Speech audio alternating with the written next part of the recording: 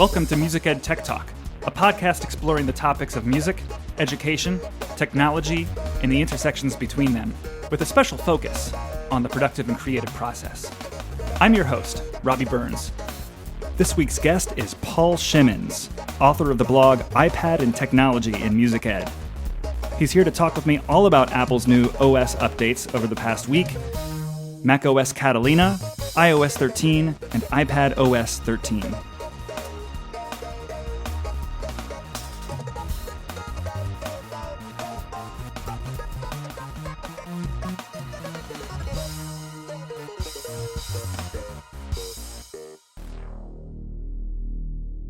So it took me a second extra to get ready because Audio Hijack had to do an update. Oh no!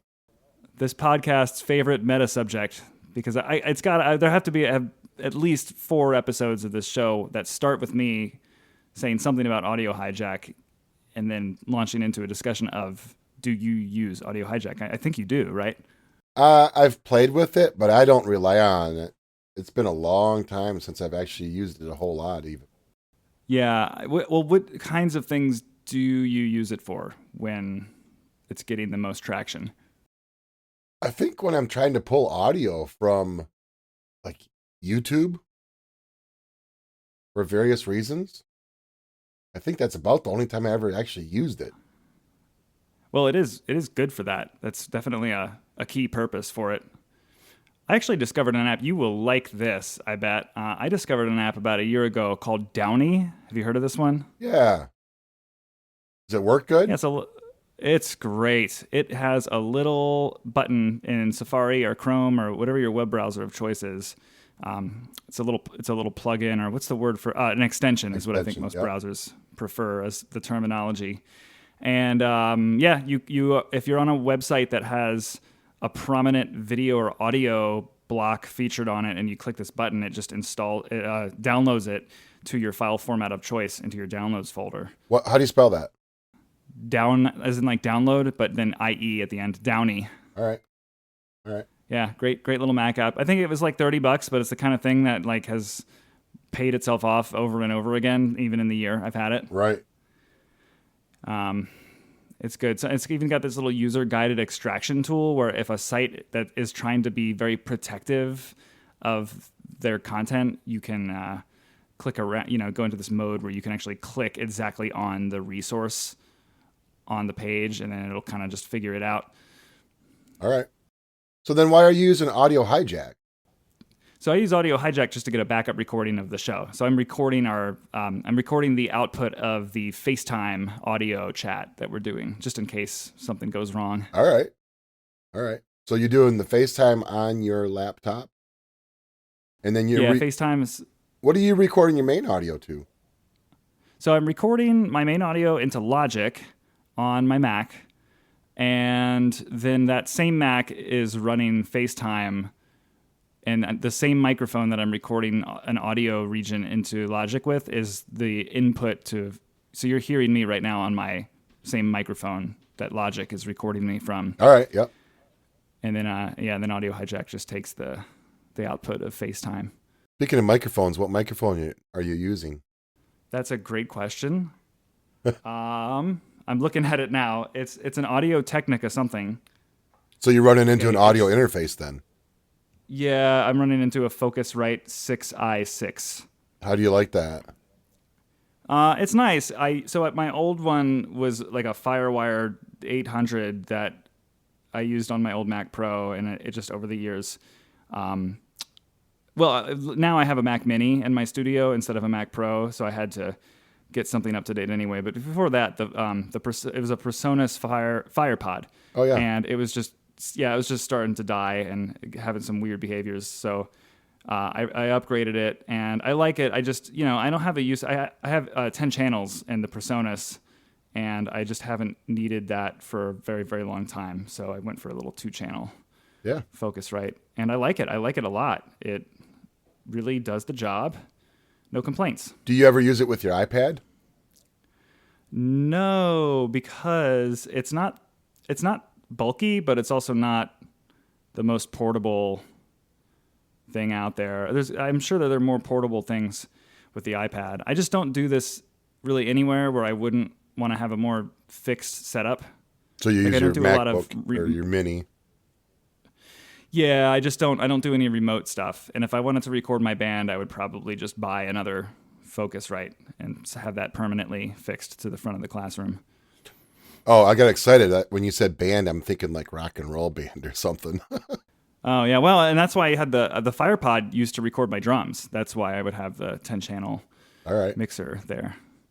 Yeah. So I don't do that so much anymore. But it does great for this microphone. And the AKG is it's a P420, and I don't know, it was probably like $260, and it's really nice quality for what I paid for it. Sure. Yeah, I'm just working off of a Blue Yeti mic, so I've never bothered to upgrade from there. Yeah, it's such a popular podcasting mic because of just how simple it is to plug in and go. Yep, plugs into my Mac or my iPad, either one. So, do you, for the iPad, you just use a USB-C to USB adapter? Correct. Yep. That's cool. You mentioned recording your band at school. Do you do that at school? No. Should I? I record them with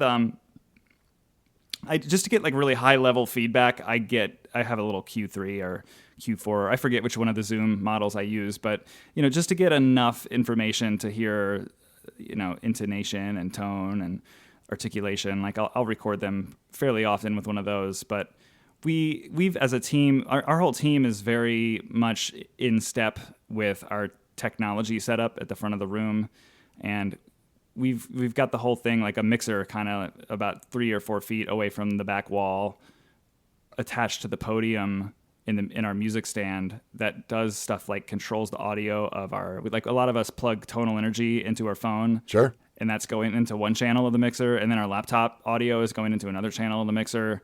And yeah, we'll manipulate those, and obviously like we could wire some microphones into the room and record through an interface that way. And we've talked over and over again about doing something like that. I love the idea of getting a decent quality recording, better than the Zoom, where I could just really quickly record them and then immediately hit playback without fumbling for sticking the Zoom into the USB port of the computer, opening the Finder, and all that stuff. Something as simple as having Logic or GarageBand open and just hitting the letter R when I want to play them a quick take of themselves. Yeah.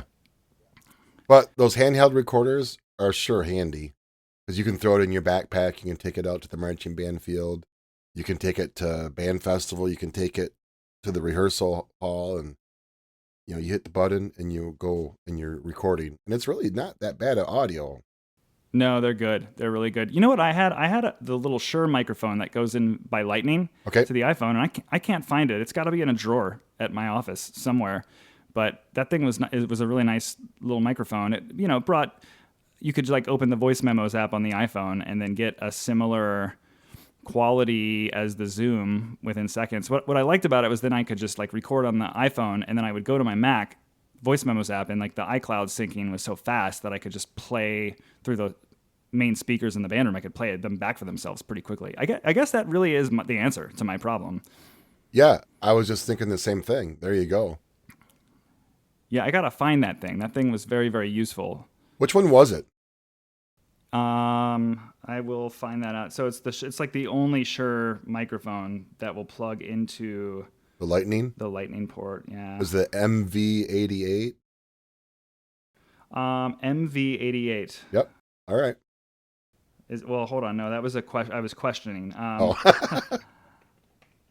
Yeah, it's got to be like the only. Yeah, that's it. The MV88. I'm looking right on here on the internet here, and that's the one. It's nice. What does it cost? $100? $150? Yeah, it's worth it.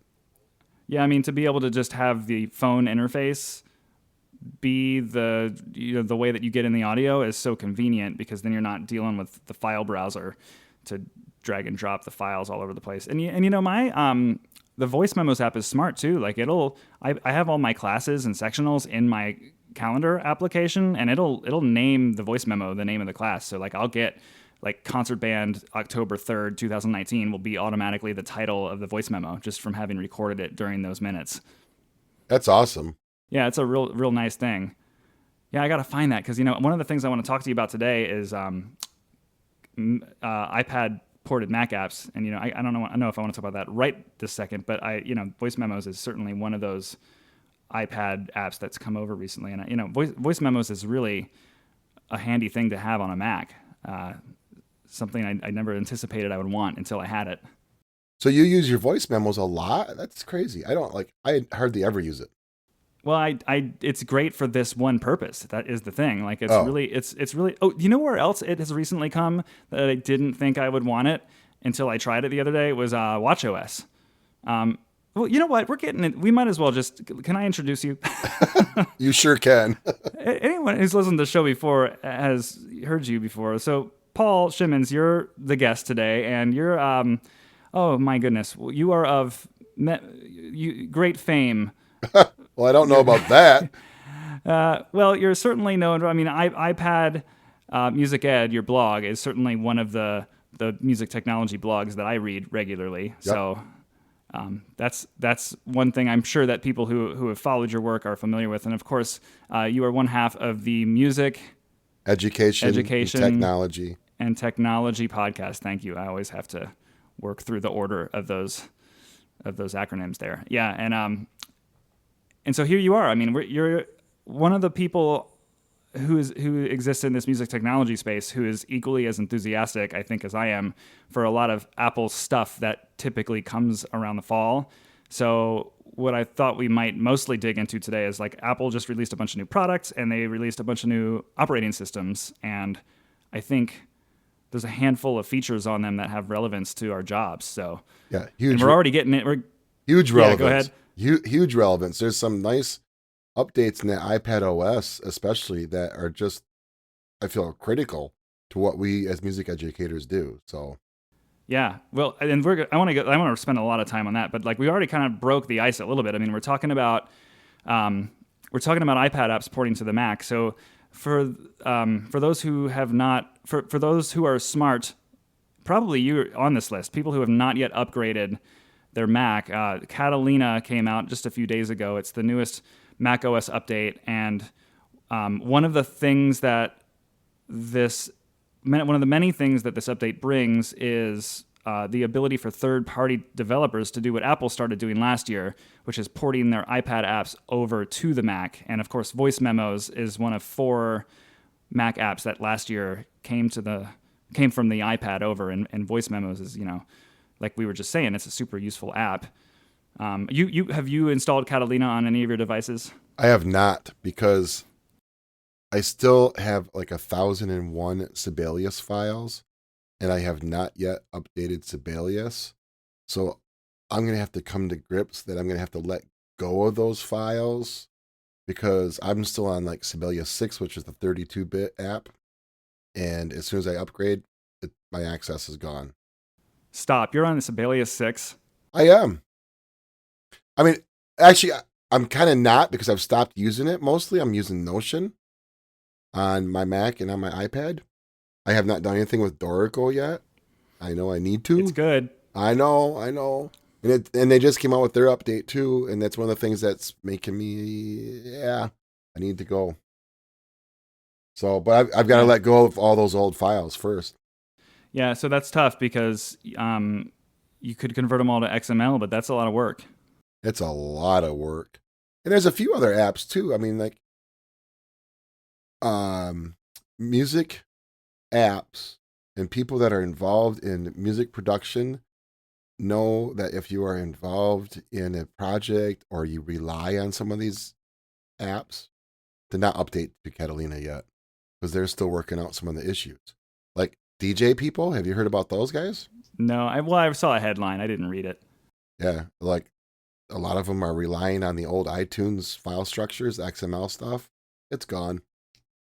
And my soundboard stuff from PreSonus still hasn't really given me the thumbs up that we're okay to update yet. So all my sound in my band room I want it to be working. Well, I have not updated anything. You have though, eh? So the only reason I did was, well, there's 2 reasons I did. The first, and let's just get this out of the way. The first reason I did is because I have no self-control. The second reason I did is, and really the only reason, cause like I am a typical early adopter, but this really is a Mac OS release that I have to like very, very strongly caution people from downloading right away. I mean, really, it's good to play it conservative and always wait for the second revision of a Mac OS update. But in this case, this has been a characteristically buggy beta over the summer, and it also gets rid of, as you mentioned, 32-bit apps. I don't have any 32-bit apps on my computer anymore, but it's certainly like if you're using an old app that you really like and been using for years and the developer has not updated it, you're going to not be able to use that anymore. So you just really don't want to get stuck in that regard. But yeah, it's also just a characteristically buggy release. I've actually had some success with it so far. But anyway, I'm getting ahead of myself here. The only reason that I did take the plunge is because I do have a second Mac at my house, which is my studio computer. And if I ever needed to like do a Final Cut project or a Dorico project or any kind of like use an audio plugin that's a couple years old, that's kind of my home base for that. And those are the kind of people like you that have two Macs that are working. You guys are okay to go ahead and upgrade, but not people like me with just one. Now, to be devil's advocate for myself, the MacBook is by far the computer that I use way more often to get work done. I just consider myself to have a backup if I got stuck. My Mac Mini is really more of a server machine. I run things on it like I host a lot of photos and videos, and I have a Plex server set up on that computer so that I can, from the Plex app, I can watch any of the video or audio that's living on that computer from anywhere in the world. I've got a Homebridge server, which is basically a type of Node.js server that tricks. I'm really into home automation, and not all of my home automation devices work with HomeKit, which is Apple's protocol for getting access to the Home app. So things like my Nest smoke detectors don't show up in the Apple Home app, but because I've set up this Homebridge server, it's tricked the network into thinking that they're on the network. So that's not really the right way to phrase it. It's basically tricked the Apple app into thinking that they're compliant with their protocol. So I get to see all my smoke detectors and some of my smart plugs in the same app alongside my lights and my fan and my HomePods and all that stuff. So it's a server machine, but it's not the one that I do the most of my work on. So I would really be quite screwed if anything went wrong. And actually, Dorico I have not upgraded to Dorico 3, and they said they are not supporting Catalina with version 2. So I'm just going to kind of skate on thin ice until I run into a problem and see what happens. Oh, so they're not even going to bother trying. Yeah, and I have some feelings about that, but they've got to eat, so you can't like continue to develop for all your old software forever. Right, exactly. Yes, and that's one of the problems that's been happening with software developers is trying to get version 2, version 1, version 0.5, all those versions to keep on working for as long as possible. And sometimes it's just not even worth it. Especially, isn't that Dorico team still pretty small? I'm not sure how big they are, but I get the feeling that every penny counts. I think they're still on the upswing. A lot of people are holding out for Stella Sibelius and Finale holdouts. And, and Noteflight and MuseScore have really picked up. I think a lot of people are happy. Enough Google Docs has really made people comfortable doing serious work in a web browser tab. So, I think they've really picked up a lot of the casual users, not even just the casual users. I know a lot of music educators who use Noteflight for all of their work now. I use it with my students at school because it's so darn cheap. And it's available to my students on their devices. We're a BYOD situation here still. So, Noteflight allows us to do that sort of thing. Does your school pay per seat, or do you just have them use a personal account? We pay per seat, and I take it on my band budget because I feel like it's something that my kids need to do. Oh, so your band students are doing it? Yeah. So and it's like a homework thing. Most of the stuff that we do, it's like, hey, you guys need to go explore, you need to go play, you need to compose, you need to create. And oh yeah, by the way, we're not going to do it in class. You guys need to go do it at home. Yeah, that makes sense. Yeah, I'm strongly advocating for the Soundtrap and Noteflight bundle for my general music class. We're piloting at my school a program for general music that makes it at the middle school level a 2-year class where the second year requires the first year. Yeah. And I'm one of a few band directors in the county who's teaching general music, and I figured I'd take it upon myself to try to make it as good as I can, as long as it's in my schedule. For sure. It's the kind of thing though where there's a lot of red tape with finance, of course, but also there's a protocol called Clever that Music First does not.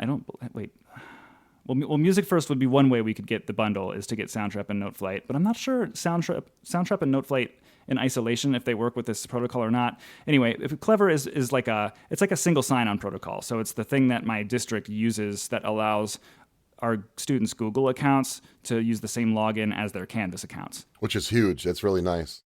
Yeah, you got to have it. Howard County, where I work, is like, any technology that doesn't support this is a no-go for student use. Wow. Now, the alternative is, I can't have a student use a personal account, so the alternative is to, and I've done this before, is to set up manually a bunch of user accounts that are like General Music User 1, General Music User 2, all the way up through 30 or however many are in the class, and then have a spreadsheet that tells me which kids are belonging to which seats. Yep.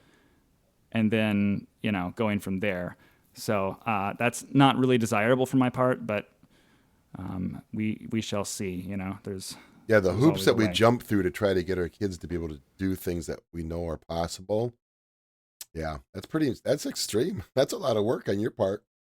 Yeah, we'll see if I go there this year. We're still holding out for the possibility of maybe getting some official accounts, so we'll see. But hey, you mentioned something about we were talking about Dorico a second ago, and the longevity of developer support for apps. You've been pretty vocal on the internet lately about subscription pricing. Do you want to talk about that for a minute? Well, you mentioned a little bit too, with school funding and such. Who knows from year to year what my funds are going to be. I've been pretty lucky here, but I'm not even sure right now we have a budget from our governor in the state of Michigan. So this year I might have money. Next year I might not. And for the apps that I, as a teacher, especially rely on, I can't buy into the subscription thing. Like Pyware, the drill writing app. Man, I was on version 4 for like 5 years. And I just updated to whatever the latest version is last summer. And if I would have been on a subscription what are they up to? I think like 9 point something. Yeah. But, if I would have been on a subscription basis, my access would have been gone. And then what do? Go back to the old writing my drill with a pencil and paper? I don't think so. Or usually what happens is we end up paying for it, as educators out of our own pocket when we really want something like that to work for us. And like with Noteflight, right now we have money in the budget for the kids to do this, but maybe not next year. In Noteflight, we are doing a subscription, but my whole curriculum isn't based off. So it's not like a critical thing. If we can't do Noteflight, then we go back to pencil and paper. But for apps that I rely on and I want to use year after year after year, like FileMaker, I don't do the subscription. I have the forever license. What is it called? The perpetual license. Well, okay. Yeah, that's sort of like the alternate to the to the subscription. It's this idea of, okay, like you're paying for it once, but you get feature updates as we release them until a certain date, not indefinitely. Right. And to be fair, I most times will frequently update. I stay pretty up to date with my software. Well, probably I could do the subscription and be fine, but what if the money's not there? That's my hang up. Yeah, that's tough. It's a tough call. I follow a pretty big pool of third-party independent Apple app developers on Twitter, and there's a couple of apps that I use with regularity that are, they're the kinds of things that I really need them to be in my life or I'll go insane. And there's just a very, very small few where it's like not even a question in my mind that I'm going to be willing to support them through a paid subscription. And a lot of these are apps that are actually really, really cheap. I'm just thinking here, I keep a little spreadsheet of them here. Just to name, like rattle off a few, like Overcast, the podcast app. Sure. And actually that's not even a paid app, but like his premium gets you a couple of pro features. It's like $1 a month. And I'm like, he's a developer who I want to keep making that app forever. So I'm like happy to keep him, buying a sandwich for lunch every day. What are some other ones? Like AnyList is a grocery app that I use. It's $1 a month. Drafts is probably the most indispensable iOS and Mac app that I can think of off the top of my head. And that's, I don't know, like $1.50 a month. And that's not, it's a free app otherwise, but the pro stuff is a little extra. And, he's actually, that developer has been on the show and his work is just fabulous. Right. And, at that price to get the value that I get out of it, it's a no-brainer. But it does get a little iffy. Like there's an example of an app that falls under the same category, but that really rubbed people the wrong way is Ulysses, which is a writing app for the Mac. Mm-hmm. And they went from buying every version to something like, I think, $40 a year. And, I don't fault them for that. That's their choice to make. I just think it's just an aggressive price. And I think that makes users really have to question the value of that application for themselves. And it's when you start to get into that middle ground price range where some apps do alienate my interest as a consumer. Right. Well, and here's another thing. Like my iTunes Match, my subscription for that, every year resets on January 1st. And if I don't watch out and there's not money on my account or I don't have money in my bank account at that point, then what happens to all my songs? And my iCloud Drive, that's another subscription that I have.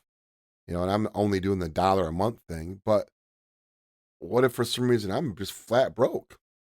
Where do all my files go? Yeah, that's a great question. I think Apple hangs on to them for like 30 days to a few months. I'm not sure exactly, but yeah, I think you're right. That's a good question. Yeah, because then it's like your work. I mean, I would assume they're living locally on a hard drive somewhere too, but I mean, and backup is another discussion. But yeah, these are important questions. So I think that the bottom line is like I personally understand subscription pricing and accept it, but some of the software out there, like if a developer goes for a really aggressive price, I think that they know that they're alienating a big user base, but I think that they must have, if they keep doing it, they must have done the math. Like Ulysses is a great example. Like, does Ulysses make more money off of 10 people paying $40 a year or off of like 100 people paying something less? Like that, I think a lot of these companies are figuring out, no, actually we make more money off of fewer people paying more than we do a wider net of users. So we'll see a couple years if the subscriptions are still around. Yeah, I don't know. It's interesting. I mean, I think that, it's a little easier to stomach given that a lot of entertainment is this way. Like I don't even blink at my HBO or Netflix subscription a month or Hulu. Like I have all three of those in my life, and I don't question that. So it's hard to question an app that's $1 a month, but some of these applications do push my buttons. Ulysses is one that right now I'm actually experimenting with not using Ulysses. I'm using an alternative that I bought a long time ago called AI Writer, which is a really, really nice Mac and iOS app for just for writing in plain text, but it's got markdown support, so you can do headings with a hashtag and bullet lists with a dash, and then run a little script to have it make a nicely formatted PDF for you when you're all done. There you go. I'm doing the show notes for this episode. All right. In it right now. So yeah, subscriptions. Well, so getting back to Catalina. So you have not installed it. I have installed it on one device. I guess there's a bunch of features that it brings that are kind of neat, but the one thing I was most excited about is actually now delayed until the spring, and that is Apple was going to do shared iCloud folders finally. Yes, I know. I saw that. So we have to wait. Why did they do that? Have you heard? Well, I think iOS 13 and Catalina brought so many new features that I think it was just too much for them to ship reliably this fall. Why has Apple not bought Dropbox? Oh, that ship sailed a long time ago. I do think that, well, as the story goes, I don't know if Steve Jobs actually was in a boardroom with the Dropbox leadership and said that their product was a feature, not a product. I don't know if that is a true story or not, but that's the tale. Gotcha. Anyway.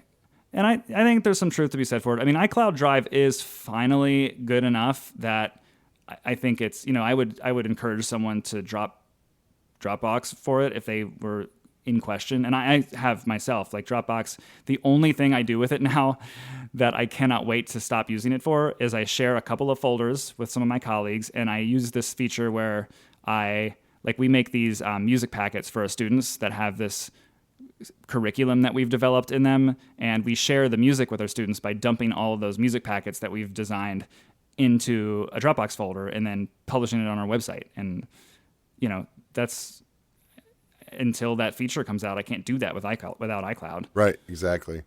Or with iCloud, I should say. I do the same thing. I have files I share with my drum line and with my color guard, and we share video back and forth, and it's really super handy for that. So I'm looking forward to the shared iCloud. I'll get rid of Dropbox at that time. Plus, Dropbox can only be installed on 3 devices now, too. Yep, that's true. And also their Mac app is a dumpster fire. It runs so many resources. I can hear my fans running constantly every time Dropbox is running in the background. And I don't like that app. No, I don't like it either. It's bad. So hopefully that's coming soon. That was the thing I was most excited about. The new Notes app brings some stuff that's good. Like you can now share, instead of just sharing an Apple Note, you can share a folder of Apple Notes, which is a big Evernote feature that finally, now that it's come to Apple Notes, it's just one less reason I need to keep using a tool like Evernote, which also is a subscription price and also limits you to 3 devices now. Yep. In the free tier. So that's good. Wait, now go back to Notes again. What did you say about you can share a folder of notes with somebody? Yeah, so there's a couple new Notes features that I was holding out, still using Evernote for until this update. So you can share an Apple Note with another user and it'll sync between both of your Note apps.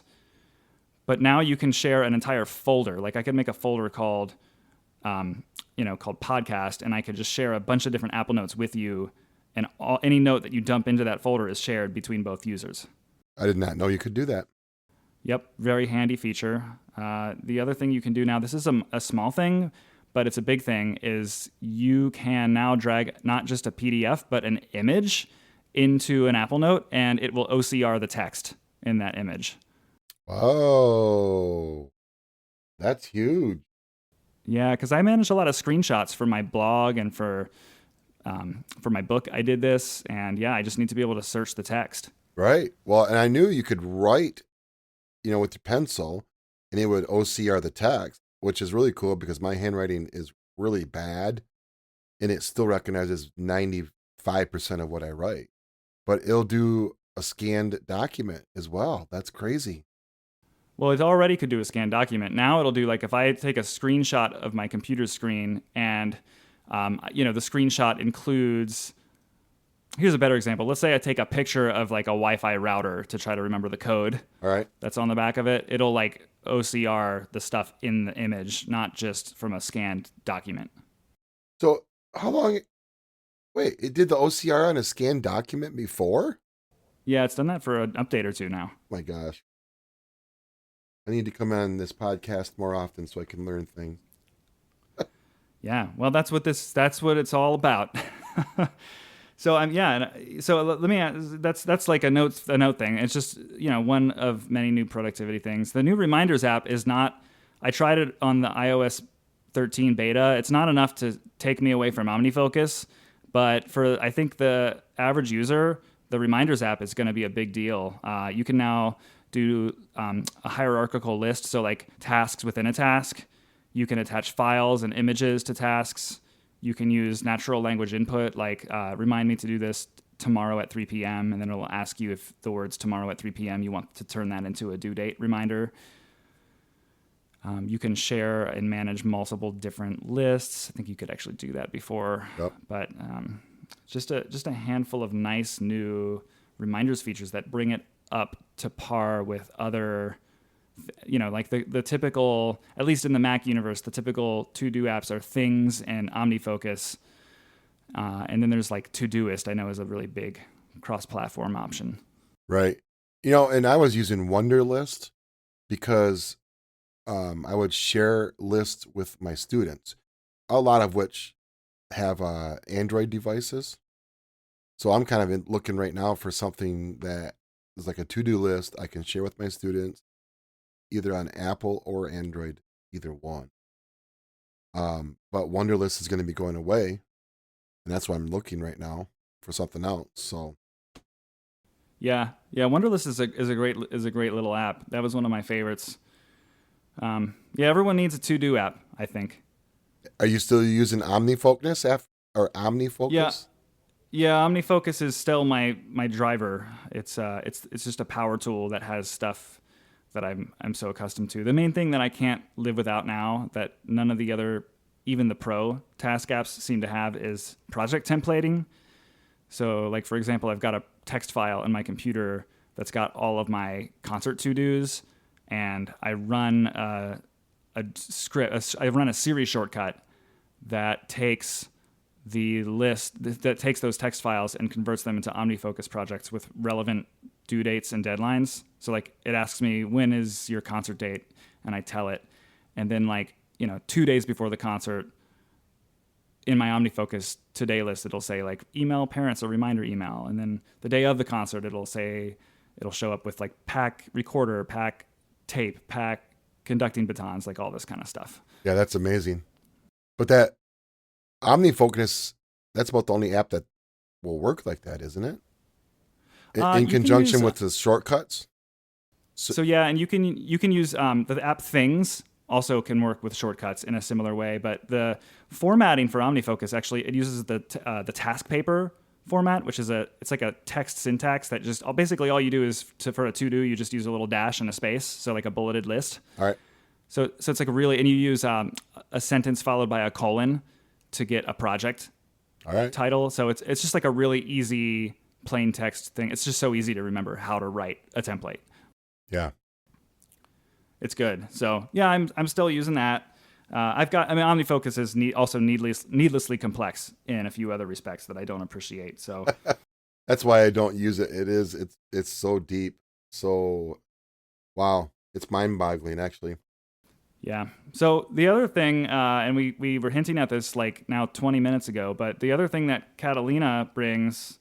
Oh wait, before I get to the iPad apps again, there's this thing, you'll dig this. There's this thing where you can like take the screen of your Mac and project it over to your iPad and then draw on it with an Apple Pencil.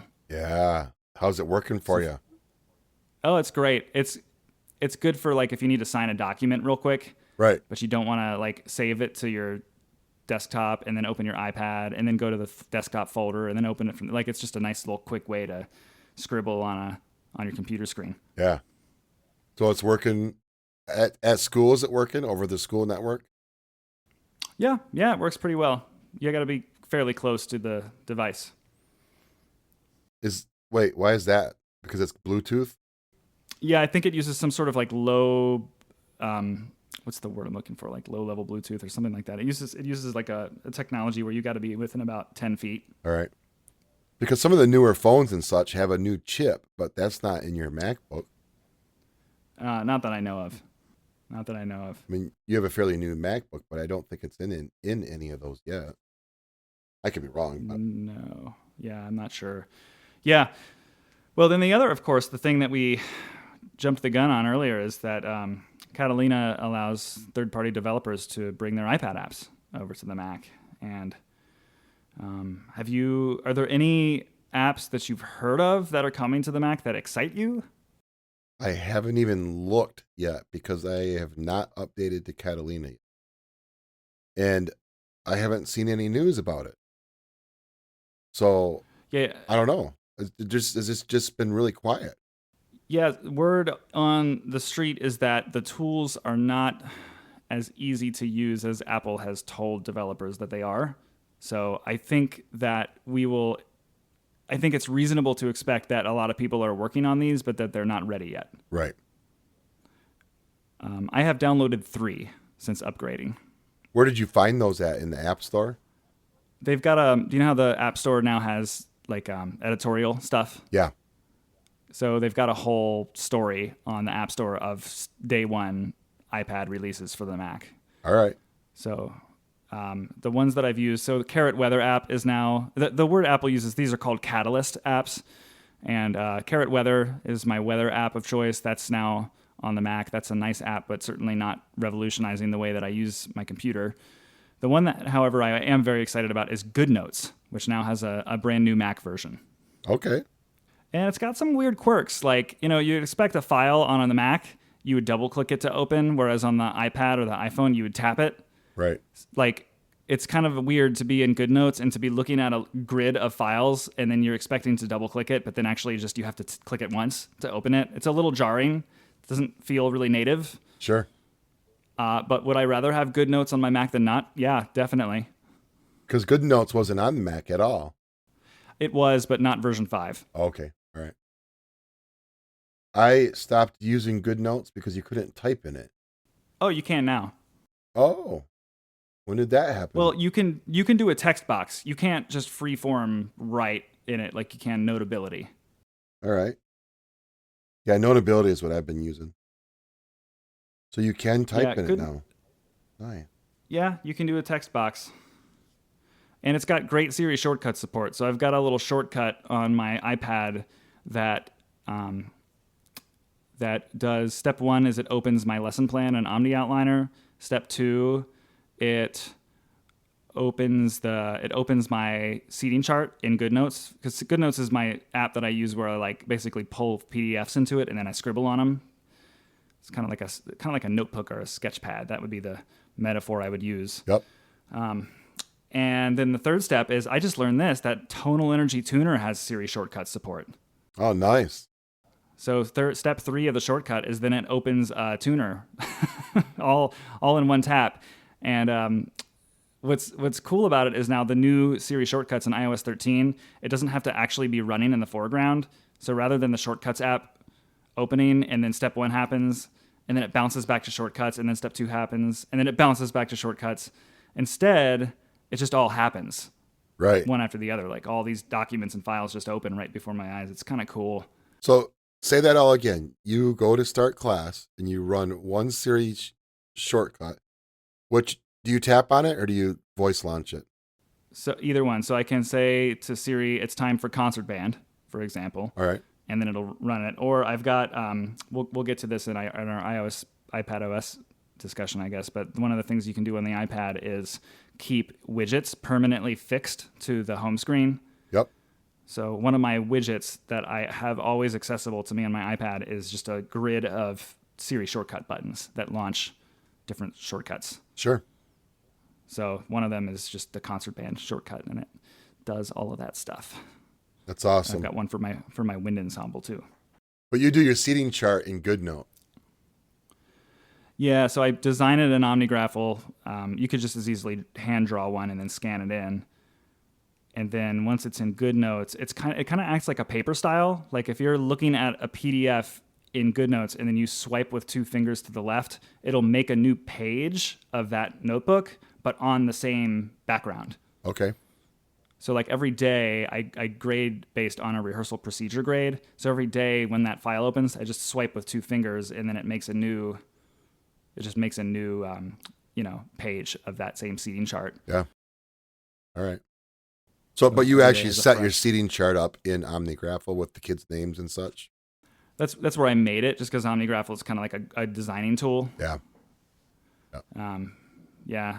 So I'll put a copy of my OmniGraffle seating chart in the show notes for this episode. I'll put my my Siri shortcut in there too for people to download and play with. Yeah, that'd be awesome, because I don't think it's hard for us to wrap our heads around some of those things, and you've got it all down pat. Well, I don't have it nearly down as some people. And there are some champions of shortcuts on the internet. One of them is Federico Vitici, who's he writes at the Mac Stories blog. All right.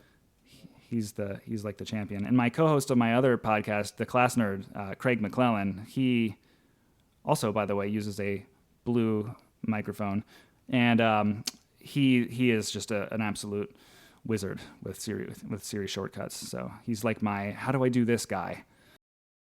Cool. I started following Matthew Casanelli, who's one of the guys that was working on the Workflow app.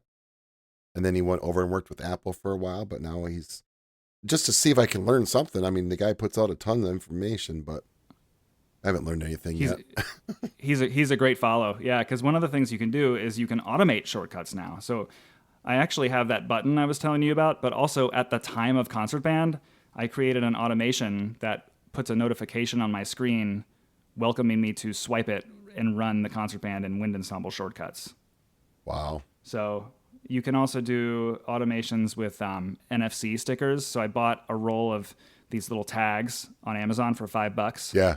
And you can program a shortcut to run when you swipe your phone against it. So I've got one underneath the vanity in our bathroom where I swipe my phone under it, and then it takes, it's got a step that takes the Overcast podcast app and starts playing my most recent listened episode.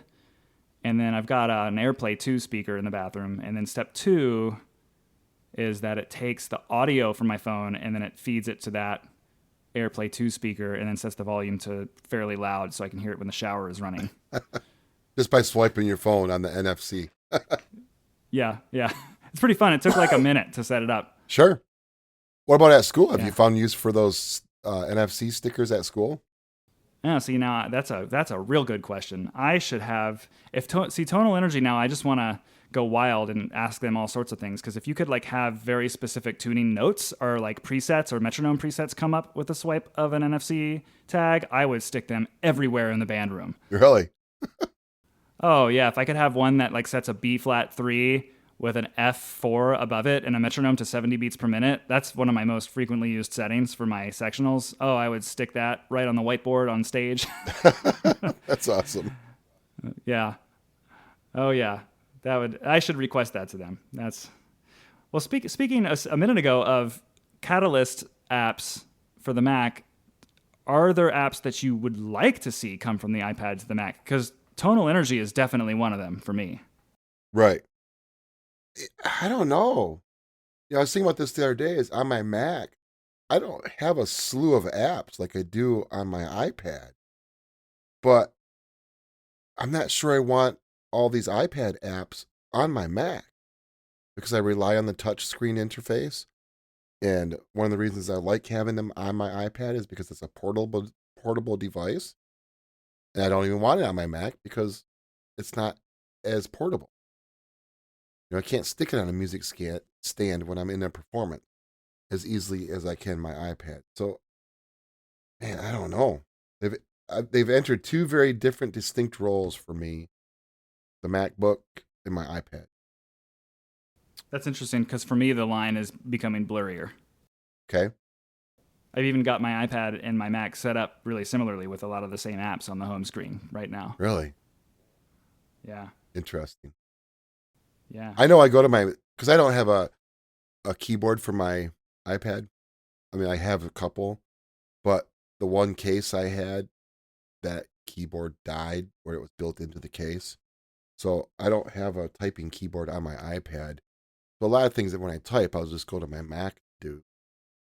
And I'm using Pages on both, using the same calendar app on both already. Well, I don't know. No, I haven't found one yet. So what's an example of an app that specifically is an iPad-only app for you?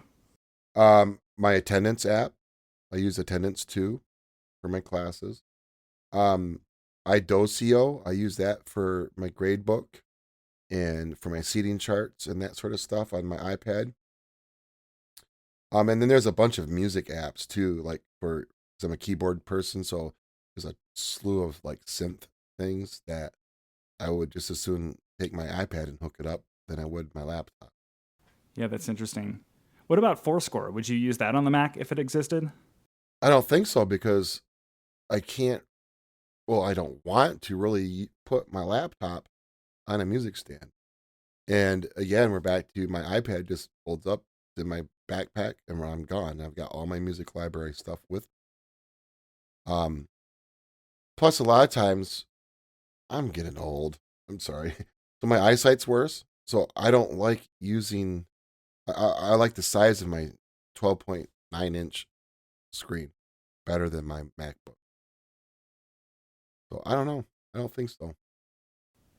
Yeah, so for me, it would be like for library management. Like I would find it easier to edit my library on the Mac, but I wouldn't want to actually read it on the Mac.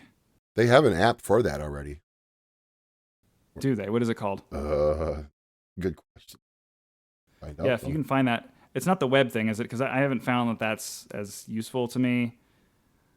And did you see? So if you're not on Catalina, maybe you haven't noticed, but the Fourscore team released 4 of their apps for the Mac last week when Catalina came out, but none of them are Fourscore.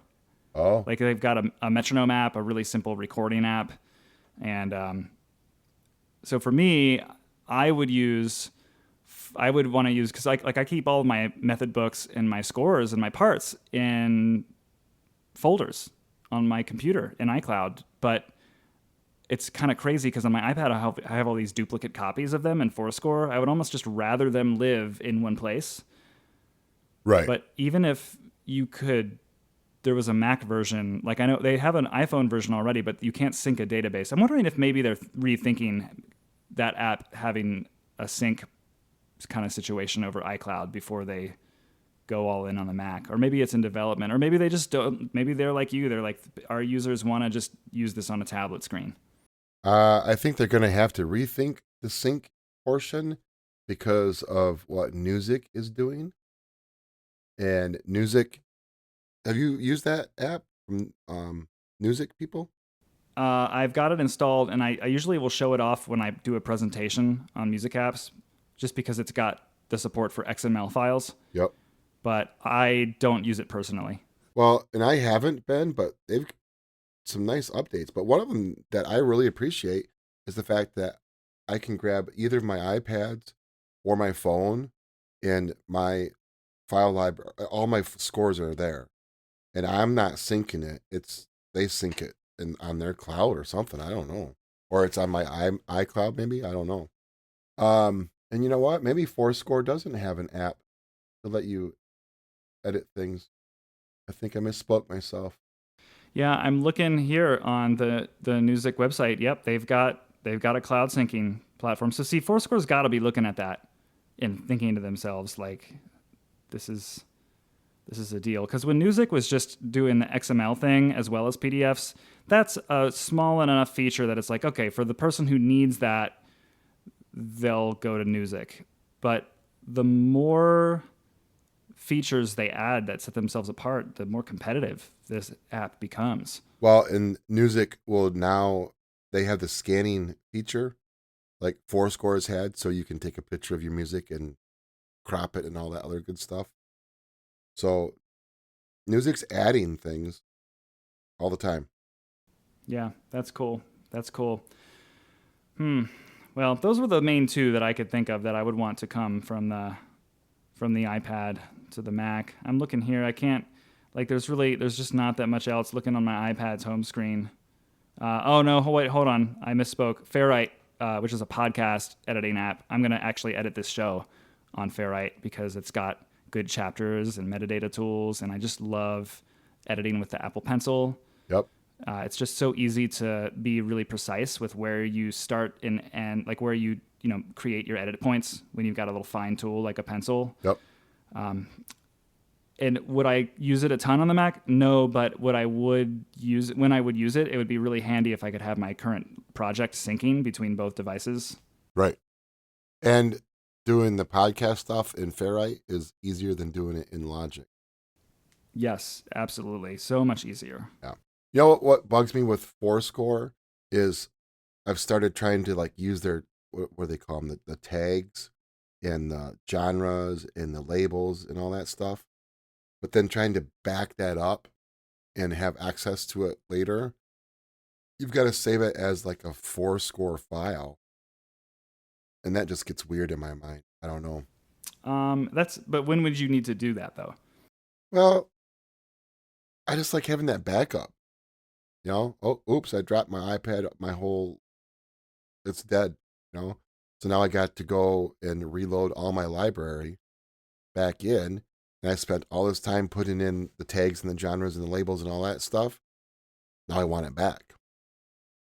And in the past, I just haven't bothered because I always just used the PDFs and there was a title there. And I always put in my titles for my PDFs, I put the song name, a composer, and then I put whether or not it's a parts PDF with all the parts in it or a score. And I just kind of used that as my tagging feature instead of actually using these spots that Fourscore has built in. Yeah, that makes sense. I sync over iCloud backup. So I've never, anytime I get a new iPad, I just back up from iCloud, and then all of those tagging things remain, my tags and labels all just stay with me. Well, and see, the other thing too is I try to keep things a little bit orderly. I mean, how long have we had the iPad now? Like 10 years? And I don't want the last 10 years worth of music all in my iPad. I want more of just the current stuff, like this year, maybe last year stuff. All that other stuff needs to be stored someplace on a hard drive. And you can't do it as just a PDF and expect to keep all those tags and stuff. Yeah, I'm like an archivist, so I've got to just have it all. Yeah. I don't know. My latest or my oldest Fourscore score can't be that old. Let me see if I sort by newest here and I go all the way to the bottom. The very first thing I ever brought into this application was the Essential Elements 2000 conductor book that I bought from Hal Leonard. Yep. And can I even see a date on this? Actually, I remember when this was. This was like 2011 or 12. Sure. So. Did you have to scan that yourself? No, you can buy it from them as a PDF along with all the audio play along tracks. Yeah. Yeah. I scanned it. Actually, I made a student scan it. Yeah, I do that too. Well, a lot of my percussion method books, I have private students scan. Yep. It's handy. Yeah, now I've got, student teacher and student interns that over the years have scanned all my concert band literature for me. There you go. Well, that's Catalina in my book. So you're super stoked about iPadOS 13. So I feel like that's the natural place to go. Here's one reason it has just been driving me nuts over the years is we mentioned the handheld recorder. So if I'm out like at a band camp or something and I use that handheld recorder and I make a recording, I could never pull that into my iPad. I had to go find my laptop and pull it into my laptop and edit. But now with the support for plugging in thumb drives or hard drives even, you can pull audio files from a recorder like that into your iPad and edit it to your heart's content. Glorious. It's such a simple thing, and it's a true finally from Apple. Like, how did it take this long to be able to plug a USB drive into an iOS device? I do not know. I don't know either. And like my camera, I've got a card reader for my camera and it's USB-C. So I skipped the dongle and I just plugged that card reader right straight into my iPad. No more having to pull out two separate things. Right.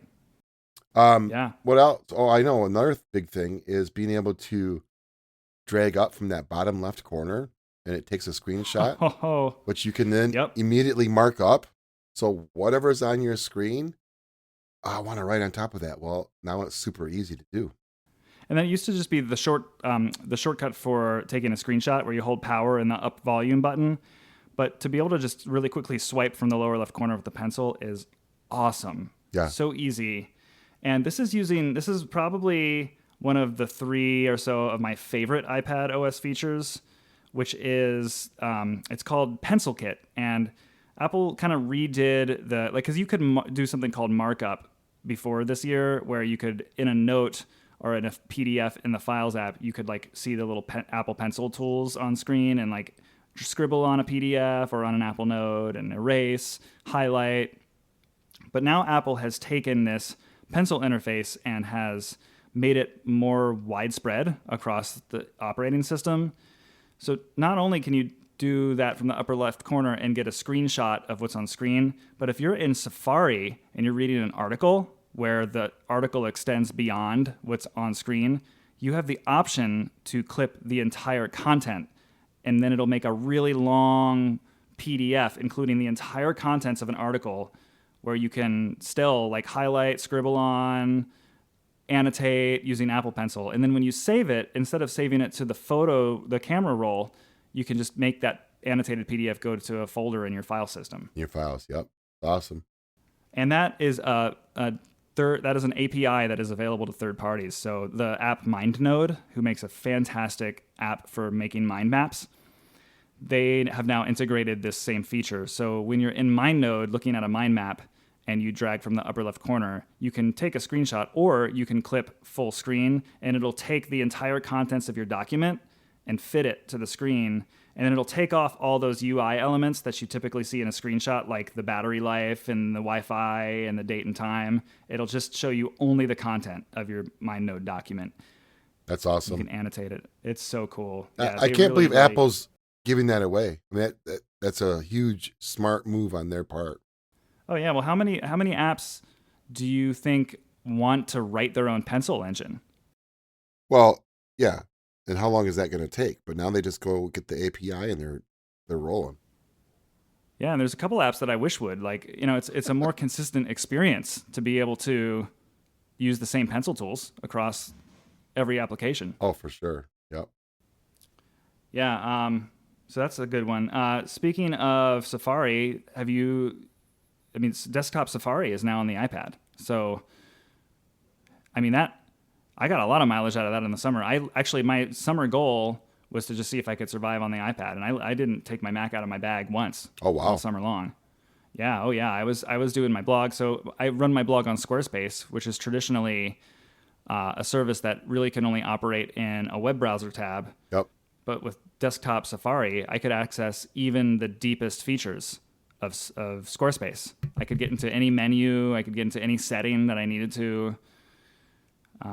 Stuff that typically, it made me have to take my laptop out of my bag just to write a blog post or to post a podcast episode. I've still got one. Our school website here runs off the Blackboard web design. And there's one feature in there that will not let me do it from my iPad, even with the new update. I still have to dig out my laptop. So it's not perfect yet, but it's getting there. No, it's not. They've done a decent job figuring out, because, web browsers sometimes have things like where if you hover your mouse over something will happen. I thought that was going to be really wonky, but iPadOS kind of figures it out in a way that makes sense. Like in many cases, like single tapping on something will give you the same effect as if you were hovering your mouse over it. And then a second tap will actually click on it. Speaking of mice, have you hooked up a mouse to your iPad? I feel like I should have done that just for the purpose of recording this with you and sounding authoritative. But I haven't done it yet either. But it just got me to thinking, I wonder if I could make our school website work if I had a mouse. Now I'm going to have to go home and try it tonight. Yeah. Well, and you know what? That's my homework. I will consider that done, and maybe I'll tweet about it later, or I'll follow up in my next show. But yeah, no, that's got to happen. Here's the other thing in one of these days. iPadOS that I really like is that slide over feature where you can slide an app off the side of the screen and it just kind of hangs out and waits until you need it again. And then just you slide it over and it's there. So that's where I let Tonal Energy and Notes live all the time, is over there in that slide over. Yeah, and that existed prior to this year, but what they've done with it is you never would really know what you were going to get when you swiped from the right side of the screen. And now what they've done is they've made the slide over app just like the iPhone X interface, where if you have recently pulled in a bunch of different apps from the right side of the screen, now you can actually swipe between them really quickly there's a little handle on the bottom of the slide over app. Yep. And if you swipe your finger, you can toggle between recently. So if you've got Tonal Energy or Notes, you can just really quickly swipe between them. You can also swipe up and see all of your most recently opened slide over apps. Right.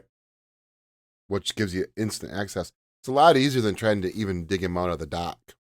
Sure. Yeah. And the multitasking has other features. You can they've really improved the fact that you can have two different apps open on the same time on screen. It's a lot easier to maneuver which app is on the right and which one is on the left. You can now open multiple instances of the same app, so you can have two Apple Notes side by side, or a bunch of different Safari windows open at once. And it actually works. It's one of those things, like you said, in the past, Apple kind of had going, and some developers were working on implementing it, but now it's becoming pretty standard. Capability to do the slide over, this multiple screens, or the multiple documents in the same window. Yeah, it's really nicely implemented. If you've got a bunch of different notes open, for example, and you open Apple Notes, it'll show you kind of an expose of all of your different currently open windows. Yep. And you just choose the one you want, or you can swipe a couple closed. Yep. Let's see. So, well, speaking of Safari and earlier, the ability to plug in a USB stick, there's now a downloads folder in the Files app. Yeah. And Safari has a download manager. And get this. I didn't realize this until just the other day. My iPad downloads folder is the same one as my MacBook downloads folder. Yeah, it syncs over iCloud. So yeah. I've actually changed on my Mac, because there is still a local downloads folder on the Mac. Okay. And I have changed my downloads folder by default on the Mac to be the same as the iCloud downloads folders, so that everything stays in sync. I kind of see why Apple kept it that way, though, because now I've got like all these unwanted DMG files in my iPad Files app. But yeah, that's a really cool thing. The Files app also now shows you way more information. Like if you're looking at a file, you can get this view where there's like kind of a sidebar on the right side of the screen where you can see like creation date, last open date, modification date. You can now organize by name, date, size, kind, tags. It feels a lot more like the Finder on Mac. Yep. Sure does. Oh, never mind. I totally forgot. I don't know what I was going to say. Well, there's widgets. So you can now different apps can give you a widget that you can actually publish on the left side of the screen. So before, the home screen was just a bunch of wasted space because apps icons were so far spread apart. But now you can kind of squish them a little bit. And on the left side of your home screen, you can have, like for me, when I look at my home screen, I've got all my apps, and then I've got a little widget that tells me upcoming Omnifocus tasks. I've got a Fantastical widget that shows me my next calendar task, but I can actually expand it a little bit, and then it'll actually show me an entire calendar for the month of October right on the home screen. Oh, nice. I've got a little files widget that shows me my recently opened files, and that's kind of cool because if you think about the fact that your desktop files can sync between the iPad and the Mac, it's almost kind of like my iPad home screen is kind of like having a desktop on my iPad, because I just have these instantly tappable recent files right from the home screen. Yeah, it blows my mind when I talk to people who have not turned on that desktop sync feature. It just is like so basic in my life now that I can't imagine living without it. Plus I can go to another computer in the school, a Windows computer, sign on to iCloud.com, and my stuff is there too. So it's like having access. Well, I don't know. It's Steve Jobs' dream, isn't it? Sign into any computer and his stuff is all there. Yeah, it's certainly convenient to have it there. Yep. And then I've got like I said earlier, the Shortcuts widget. So I've got some quick buttons that at any time on whim I can, log some I've got a lot of health tracking things here. I've got like log some caffeine. I've got ones for its concert band time, its wind ensemble time. This is sort of beyond the scope of being a professional music teacher, but I've got some really good Siri buttons for my house that will do things like I've got one that will like turn on that living room TV, set it to the Netflix app, and then bring the Apple TV remote app up on my phone. Oh, wow. That's a cool one. Man, you are heavy into that stuff. That's great. It's fun. Well, and it took me like a second to make. Like you literally just like search for the steps. They're all just little building blocks in the Shortcuts app. Yeah, it's so much easier now than when it was workflow. Yeah. Yeah. And then I've got a little another little widget here that's got Apple. It's the Apple Notes widget, and it shows me my most recent notes. So I mean, this stuff is just useful. It's really useful. How many widgets do you have pinned? So I've got just 6. And they're pinned? Yeah. Or they're just accessible when you swipe up? No, I've got 6 pinned, and then I got a couple more if I keep swiping. All right. If I keep If I keep scrolling down, then I've got the batteries widget, so I can see my battery life of my iPad and Apple Pencil. Then that's the Streaks app. It's like a habit tracking app where I track some health stuff and some personal goals. That's a widget where I have little tappable buttons to check. It's kind of like a to-do interface. I can check a little I did it button. Yep.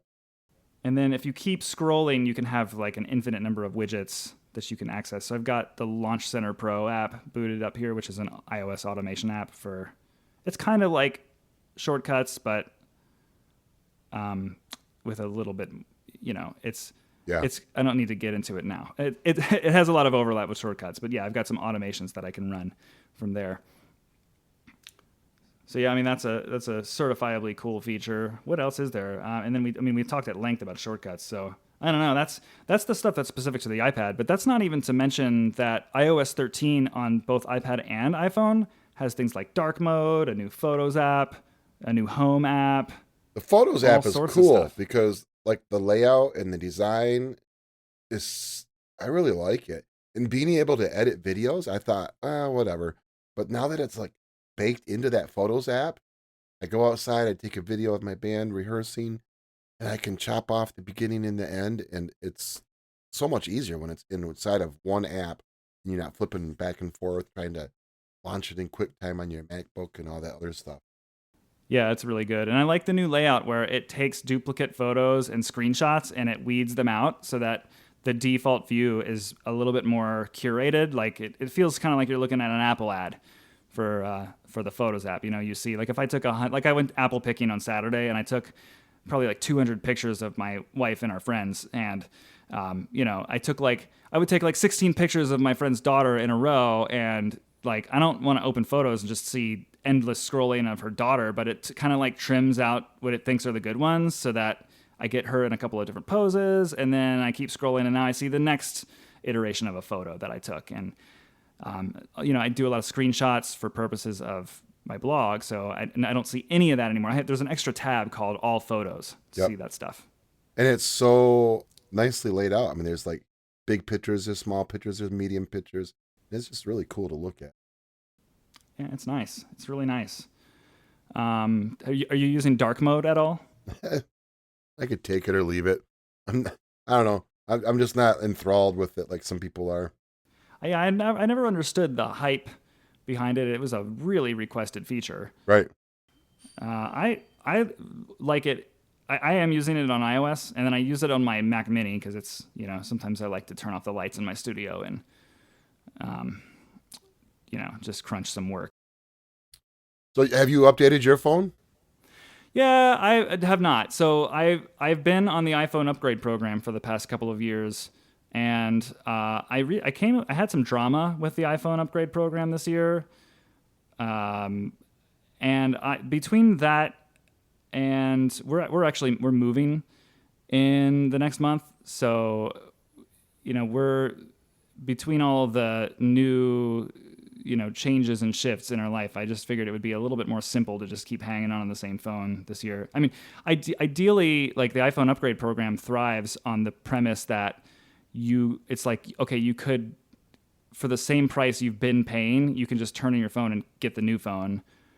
And I did the math. I mean, it's like you're basically, if I keep the phone for an extra year, I'm only saving like $250 to $400 or so bucks by, you know what I mean? Like it's like an extra, like if I keep this phone and then trade it in, the amount of money I'll get for a trade-in for next year's iPhone is probably not going to be enough that, it's kind of like paying an extra $250, $300 a year to always have the latest phone is at least, I don't know, maybe that math doesn't check out, but for me, partly out of needing to just keep on to this phone for a little longer, and partly out of I need to just kind of keep my life simple right now. Like I just don't need to totally start fresh, because I'm really good at doing the iCloud backup and starting fresh on a new phone every year, and partly too, like we're having our first kid in January, and the new photo features of this new iPhone are kind of compelling for a newborn, and no one's to say that I won't change my mind later on down the road, but I think I'm just going to hang on to it. The iPhone XS is it's a really good phone. Right. Yeah. And see, I got my iPhone 10 as a Christmas present, so I own it free and clear. And I'm not paying anybody anything for it. So I'm having a hard time considering going back to making payments. Part of my frustration with the iPhone upgrade program is not that I'm paying a monthly fee for my phone. It's that it's actually not handled by Apple. It's this third-party loan company. All right. And part of my little mishap, I'm not going to get into it on the air here, but part of my mishap with the upgrade program includes a fair amount of miscommunication between the loan company and Apple. So I don't know. I think I'm going to hang on to this phone, and next year's iPhone is rumored to potentially go to the design of the iPad Pro, where it's like kind of those squared aluminum edges again. And that would be a really, if they do anything remotely close to that, I'm all in. Well, and USB-C, please, as well. I can't believe, I didn't think it'd be any big deal when I got a new iPad with the USB-C plug. But now that I have to have multiple cords and cables out, it's rather inconvenient. Yeah, I agree. And I have a feeling, too, that next year's phone might be able to charge an AirPods case and an Apple Watch, and maybe even come with Apple Pencil support. So if even 2 of the 5 things we just mentioned are true of the next phone, I think it's a good upgrade. Well, especially for you, because it'll be your 3rd year. Yep. But oh my goodness, those pictures, the camera features, like you said, they are tempting, because you look at the different options and you see the demo pictures. It's pretty sweet looking. Yeah. Hey, that's another thing too with this new iPad, having that pencil that's always on my iPad and always charged. That's been a game changer. That's awesome. Yeah, it's a sweet thing. I think that the current iPad Pro is one of the best hardware designs that Apple has done in recent memory. Oh, for sure. Yep. What else have we not talked about? Well, I was gonna say, so I will tell you, I did upgrade this fall my Apple Watch, and that's another product that I have a little bit of a spending problem with. I have owned every Apple Watch. I just keep selling them every year. I sell every year. I sell my previous Apple Watch for like $350, and I just upgrade. This is definitely, in terms of like innovative new features, it's a smaller upgrade, but the fact that the screen is always on is really, it's not like a very, it's not like a very, it's not like it doesn't seem like the kind of feature where like it does something that it didn't do before, but it actually completely changes the way that you think about the watch. Like it makes it go back to a traditional watch where I don't have to do some goofy spin of the wrist to see the time. Right. I just kind of look at my wrist, and I don't know, it feels good. So you're really happy with it so far. Yeah, I'm liking it. Well, I don't know if you read my blog post about my watch. Did you read that? No, I didn't see that. Was that on? Did you tweet that? I wrote about it on my blog, but I had an Apple II watch, and this summer, at some point in time, my screen cracked. Now, like when I got my watch, I made a mental, or I made a really bad choice maybe, but I said, I'm not going to put a case on it. I'm not going to put a screen protector on it. I'm just going to see what it can do. I'm going to see how sturdy this is and how well it holds up. And I'm telling you what, I have whacked my watch frequently on things and never had any issues. But this summer it cracked. My screen cracked all the way around. Are you still there? Yeah. Oh my! I'm here. I'm just listening in awe. That's so sad. Well, the good news is my my watch cracked like that, and then Apple came out with a repair program, and they showed a demonstration of how screens might crack, and it looked exactly like mine. I mean, cracked in the bottom, in the top, and the side away from the crown. And so I took it down to the Apple store, and the guy there said, well, yeah, this looks like we can send it in for you. And by the way, they might replace it with the version 3. And I said, oh, shoot, that'll hurt my feelings. But, whatever you got to do, go ahead and do it, right? And sure enough, they gave me a version 3. So that was nice. So you're set. That's great. Well, and a huge difference. It's remarkable, the speed difference. So I can't imagine what the 5 would be like. Did you notice a difference going from 4 to 5? Not really. I actually think it's the same processor. All right. Yeah, the 3 was a big jump, I remember. The 3 was a great watch. The 4 was, the size made a big difference. I really liked the design of the 4 and now the 5, but I remember the 2 to the 3 being a real big jump. Yeah. It was pretty remarkable. That same day, Robby, I'd had this new iPad for like a week, and I just happened to take it into me because I thought, well, I might be a while when while I'm waiting for my watch to get repaired or whatever, or for them to bring it out and such. And I had my iPad there with me, and then we got all done with my watch stuff, and I hadn't bought a case for this iPad yet, so it was just sitting there naked on the table. The guy says, "Okay, any other questions?" And I said, "Nope, that's it." And he pointed at my iPad, and he says, "That crack in your screen doesn't bother you?" And I have no idea how it happened. There was a crack across my whole screen, and I about freaked out because I only had it for a week. But it was what he called a single hairline fracture, and so he just gave me a new iPad. Wow! So that's amazing. Apple support is outstanding. I've only had extremely good success with Apple support inside their stores. Yeah, I remember when my last iPad Pro, the keyboard broke after warranty, and he said, "Listen, this is out of warranty," and I told him that's fine and all, but like you need to understand, like I would never have bought this keyboard had I known that it would have only lasted me a year and a half.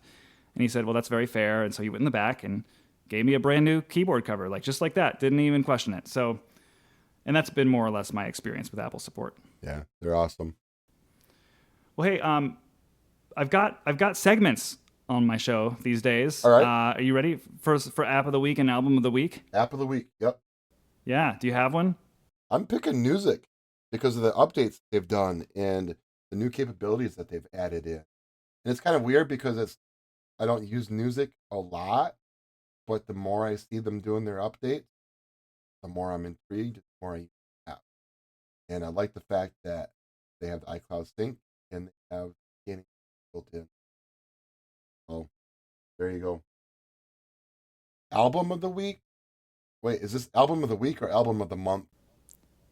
Whatever you want. Hold on, I'm required to do one too. So hold on. I'm trying to pull up my notes. I had my app of the week, but now I feel like I'm second guessing that. Oh no!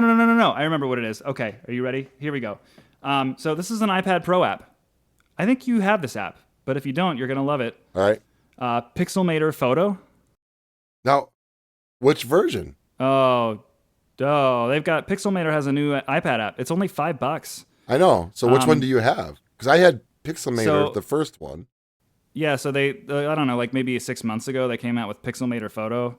Okay. And it's worth it. So what it is it's just an update it's just a fresher, newer update to Pixelmator, which is just it's kind of like a really light, and when I say light Photoshop, I mean, it's not, anyone listening to this should not expect that they're getting like a real pro photo editing tool with this. But what it is it's just a really nice app for doing some of the highlights and histogram, color adjusting, like a lot of those like photo editing tools that are just beyond the scope of the Apple Photos app, but where you need a nice tool that can do it. You're not going to get layers or anything out of Pixelmator Photo. You got to go to their Mac app, Pixelmator Pro, for that. But what I really like about Pixelmator Photo is it's got this really great healing brush where you can like clear up someone's skin, or you can either, like the other day, I was looking at a picture of my family playing out in the middle of a field, and I thought, what will happen if I just take the Apple Pencil and scribble all over them with the healing brush? And it just like made them all disappear from the photo. It just filled it all in. It's magic. With green. it's magic. And what makes Pixelmator Photo so great is how it integrates seamlessly with both the Files app and the Photos app. So when you're in the Pixelmator Photo, you have this little toggle button that when you're in file mode, it's basically showing you the Apple file. You know how like a good productivity app will let you open your files using the same interface as the Files app? Right. Like it'll just show you your documents. Yep. Kind of like on the Mac, how like when you go to open a new file, it shows you a Finder-like interface. So you like are just looking at the contents of your files when you're in file mode. So it's so easy to grab a picture from your files and then edit it and then have it saved right back to that location in the file system. But then you can switch it to photo mode, and then it has read-write access to all of your photo roll. So it feels like you're just scrolling through the same photo library that's in your Photos app. But then if you make any edits or adjustments, it saves them directly back to that same location. Oh, nice. So like, you don't have to make a duplicate and like import it first and then export it. It just all happens seamlessly. And that's one of the problems that iPads had for years is you end up with all these duplicate files when you're trying to make things work. So that's awesome that they've figured that out. Yeah, it's really, really a good thing. I'm a fan. Did you have the first version then? Yeah, I did, and I used that for years. That got a lot of mileage. So for me. the updated app is well worth it. All right, I'm gonna have to go get it. I think so. Well, at $5, it certainly is. Right. Yeah, that's the other thing. It's $5. We're back to the discussion of how aggressively they have priced things, and $5 for an app with that much power. It's like, how can you not go get it? Yeah, exactly. Awesome. All right, album of the week, month, whatever. It's what music are you listening to lately? Oh man, I am stuck on Stephen Meade. You know who he is? No. Arguably the world's most wonderful euphonium player, and he comes here. He's based out of the UK. He teaches at the Royal College in London, there or not London. Anyways, over there, one of those Royal colleges in the UK, but he comes here to Michigan every year for the brass band of Battle Creek and plays in that group. And he's just an amazing guy to talk to, so easy to approach. I mean, he's like this renowned euphonium player, but he'll sit and talk to you like you're his best friend. And I only see him like once a year, but his Diamonds album is just so nice. So nice. Awesome. I'm going to for sure link that into the notes here. And it's not even a new one. It's been out for a few years, but oh man, when I want to go to sleep or I just need something to calm me down, and as an euphonium player, that's just like one of my go-tos. That's cool. What are you listening to? Well, for me, yeah, it's tough because all I've been really listening to lately is just Wolfpack on repeat throughout the house. So I can't just pick one Wolfpack album, nor can I really choose them as an album of the week when I'm always listening to nothing but Wolfpack. But there is an album I've been checking out the past couple days, and I'm just now, it's at that point where like it's really starting to get under my skin in a good way. Sometimes you have to break in a new record. This is by Sturgil Simpson. He's a singer-songwriter who's very associated with country music, but his last album, it was just it had the horn section from the Dap Kings on it, and it had a really, really cool feel, kind of like a country blues rock feel with the horns on it. All right. But he's just one of these artists who continues to reinvent himself, and he's just like got all these drum tracks and synths on this new record. It's just cool to hear how an artist is not afraid to, the second that someone likes what they do, just to do something entirely different. I think that's awesome. And he's a great songwriter. Not like typically a style of music that I listen to a ton of, but he gets a lot of listens here in our house. All right. He's great. So your wife likes it as well? Oh yeah, we've seen him live a couple times too. Oh, cool. Yeah, a lot of my music my wife doesn't get into, so we have another subcategory of music that we listen to together, but my playlist is different. So yeah, we've got that same thing too. I mean, there's a lot in the Venn diagram, and there's a lot in our Venn diagram that she will listen to and appreciate. It's just like, is it always on in the house is what's in question. Like sure. The shared diagram of interests is very, very wide. It's just a question of like, I think the stuff that we listen to most around the house that we both really agree on is like, we listen to a lot of like R&B and neo soul, hip hop, and then a lot of folk, like bluegrass, like kind of like the progressive bluegrass stuff. So Punch Brothers, the Aoife O'Donovan, but then also stuff like Kendrick Lamar and Anderson .Paak, that whole category. All right, cool. Good stuff. Yeah. Well, Paul, this, as always, has been a treat. And maybe I don't know, did we do this last year? I think we had Chris on last year too. At some point, I'm just going to have to deem this like an annual thing. An annual event, right? Yep. Like we're on my show. iOS and macOS updates get discussed around this time. But yeah, it's great to talk about it all, and it's awesome to catch up with you. Awesome. Thanks for having me on. Yeah, I'll talk to you soon. All right.